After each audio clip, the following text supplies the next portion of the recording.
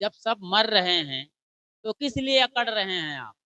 सब मर रहे हैं, तो किस लिए अकड़ रहे हैं? अकड़ किस काम की दादा है? हो चाहे दादी, आप मर गए, तो फिर माटी के ढेले हो गए। आपकी कोई कदर, कोई मुलाहिजा नहीं होने वाली है। सब कहेंगे भैया जितना जल्दी हो सके इनको गाड़ो, फूँको और मामला खत्म करो, क्योंकि गरम-गरम बड़ा और पूड़ी खाना है।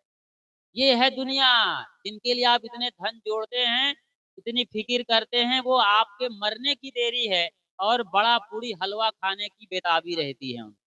भंडारा होना चाहिए, पूरा हिसाब-किताब शुरू हो जाएगा, आपकी लाश पर ही लोग जो आपके बच्चे होते हैं, वो डंडा लेकर के लड़ाई करते हैं कि ज़मीन मेरी है, ये मेरी है, ये बाप ने मुझे बोला था। यदि आपने अपने दाँत पर सोना लगवा लिया हो, तो जैसे ही मरोगे, बुढ़िया सोचो ज़रा, सास लोग सुन लो, जैसे ही आप मरोगी, आपके दाँत का सोना निकालने के लिए बहू घर जाएगी और वो टमाटर चटनी पीसने वाली सिलबट्टे वाली लोढ़िया लेके आ जाएगी और कूट करके दाँत को सोना निकाल लेगी। कहे मर बुढ़िया, ज़िंदगी भर परेशान करी है, सोना मैं जाने नहीं दूँगी। सोना निकाल के जेब में रख लेगी। 10-50 हज़ार का सोना लगा है, क्यों जाने देंगे? ये है दुनिया। इसीलिए साहब कहते हैं साधो ये मुर्दों का गाँव। क्या इस तरीके से जो बाप की लाश पर लड़ाई कर रहे हैं, ये ज़िंदा लोग हैं?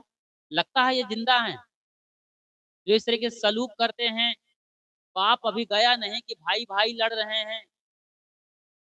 ये लोग ज़िंदा मालूम पड़ते हैं, ये लोग मुर्दा लोग हैं, ज़िंदा हैं फिर भी मुर्दा हैं। साँस चल रही है लेकिन फिर भी मुर्दा लोग हैं। फिर मर गए तब तो बात ही कुछ और है।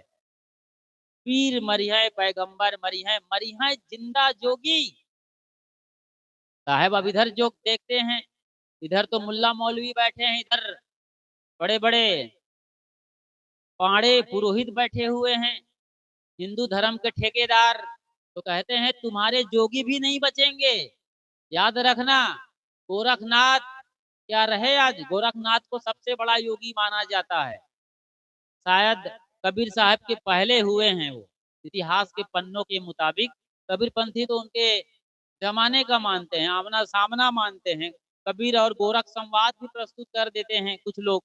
ऐसे भी कबीरपंथी हैं, जो कबीर साहब और गोरख साहब का यानी गोरखनाथ बाबा का संवाद करा देते हैं, कि दोनों का संवाद हुआ और गोरखनाथ को बड़ा अहंकार था अपने विद्या पर, अपने जादुई विद्या पर, तो वो त्रिशूल को ऐसा फेंकते हैं कि त्रिशूल बड़ा ऊँचा हो जाता है और उसके नोक पर जाकर के गोरखनाथ कहते हैं कि कबीर आओ संवाद करते हैं।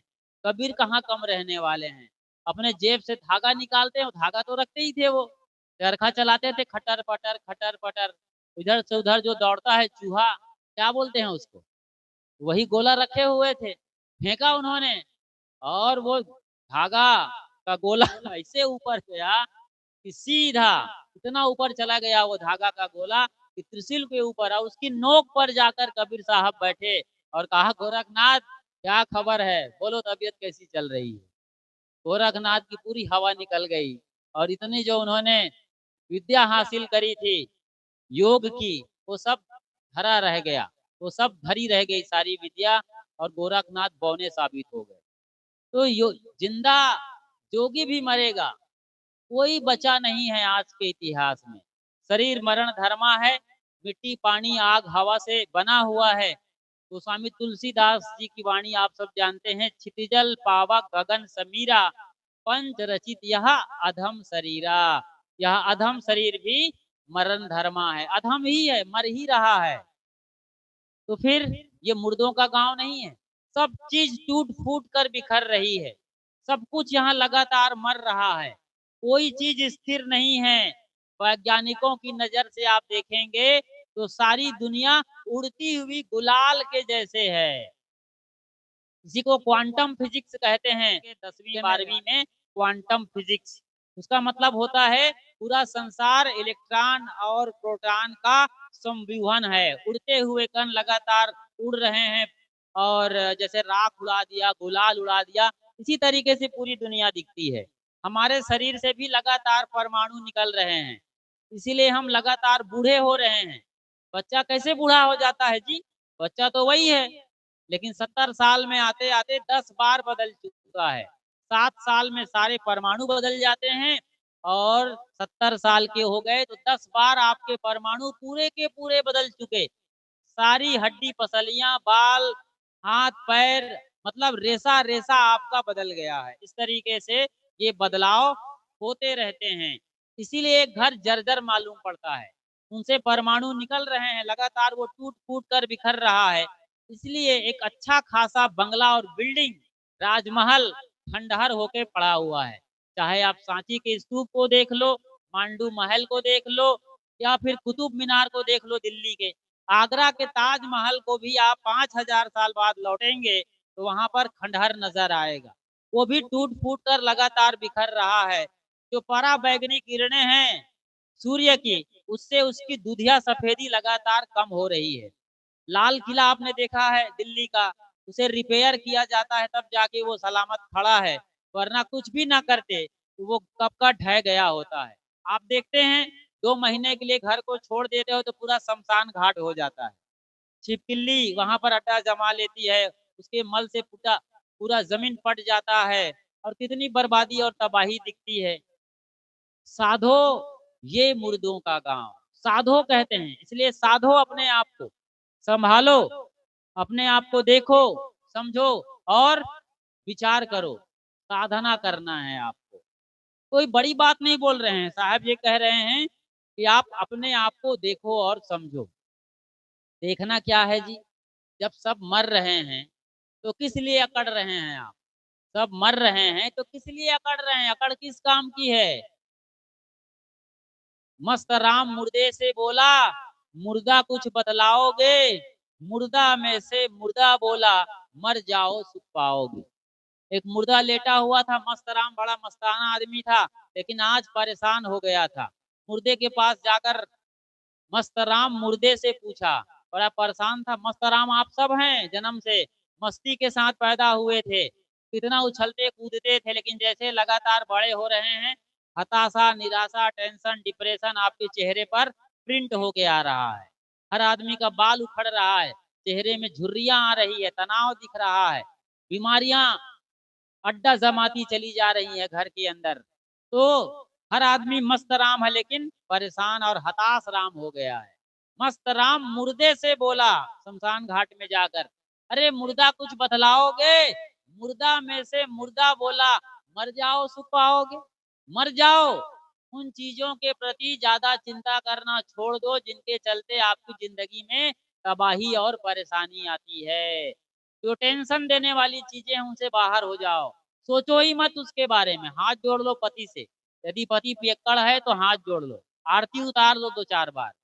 ओम जय जगदीश हरे, तेरे बोतल, भैया कुछ भी गाओ उसके सामने, हो सकता है तुम्हारी आरती से बोतल छूट जाए।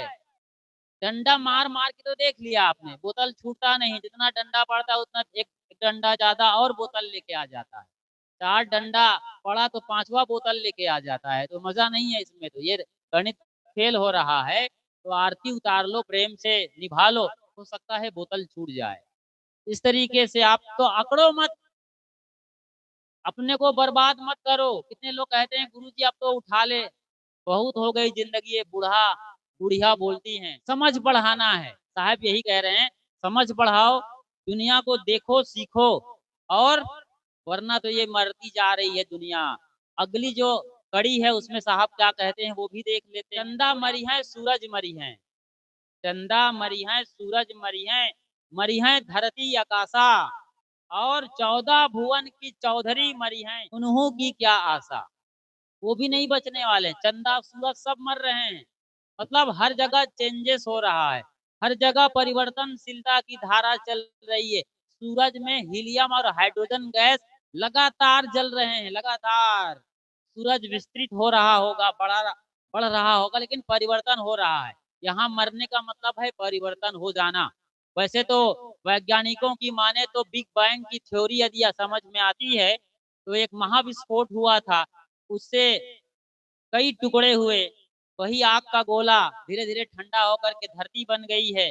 वही एक टुकड़ा अभी भी जल रहा है, वो सूरज है। तो एक दिन आएगा जब सूरज भी नहीं होगा, चाहे कितने करोड़ वर्ष लग जाए, लेकिन वैज्ञानिक कहते हैं कि सूरज मिट जाएगा और धरती एकदम ठंडी हो जाएगी, सारे पेड़ पौधे मर जाएंगे, पशु परिंदे कीड़े मकोड़े, हम सब कुछ भी नहीं बचेंगे, ये एकदम बर्फ की धरती हो जाएगी। ये उनकी मान्यता है।